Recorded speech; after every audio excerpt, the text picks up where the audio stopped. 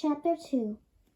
You know how sometimes you see someone and you just know you're going to be best friends?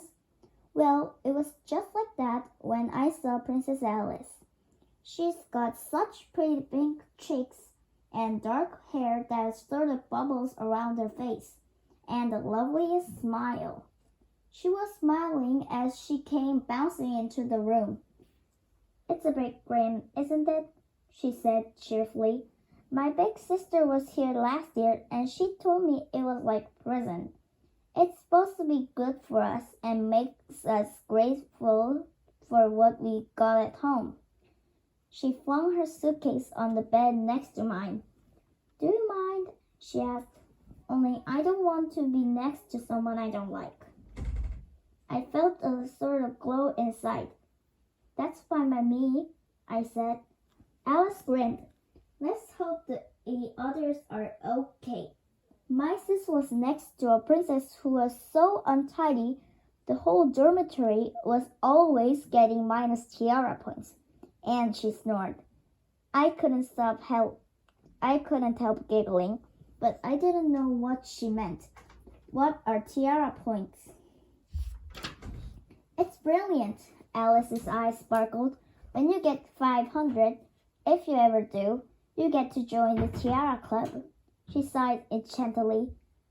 "I can't wait.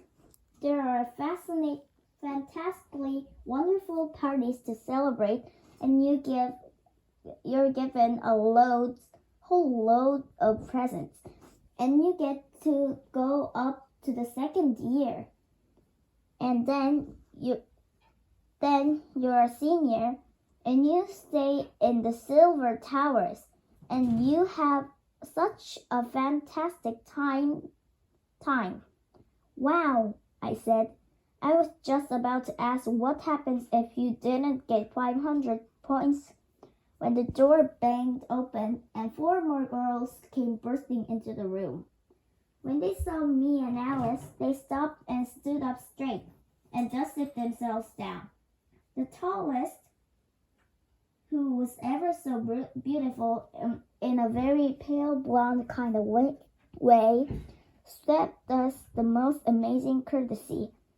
She went right down to the floor, and she didn't wobble one bit.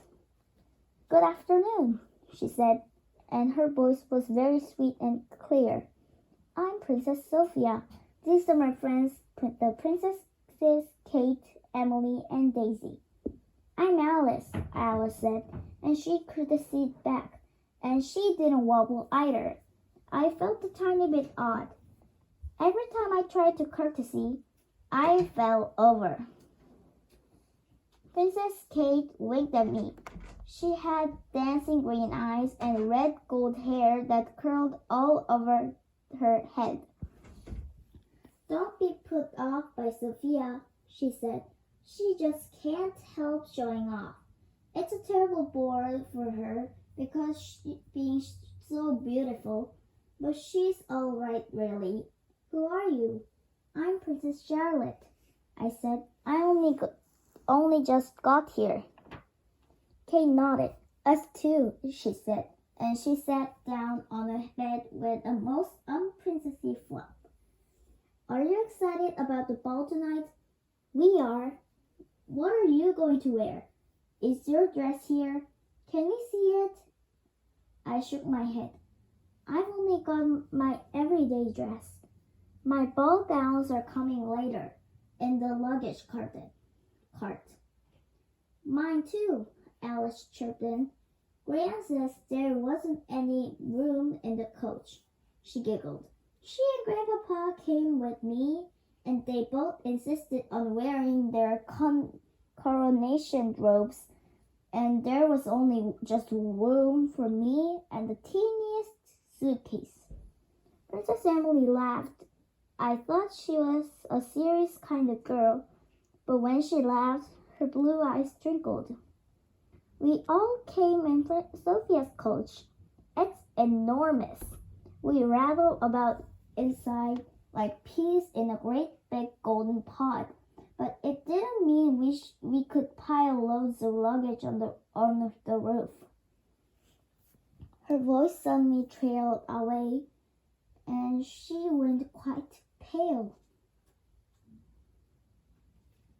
"What's the matter, Em?" asked Princess Daisy. She was the littlest of all of us, and she had long black hair and the biggest brown eyes you'd ever saw. She patted Emily's hand anxiously. "What happened?" "The luggage," Emily said.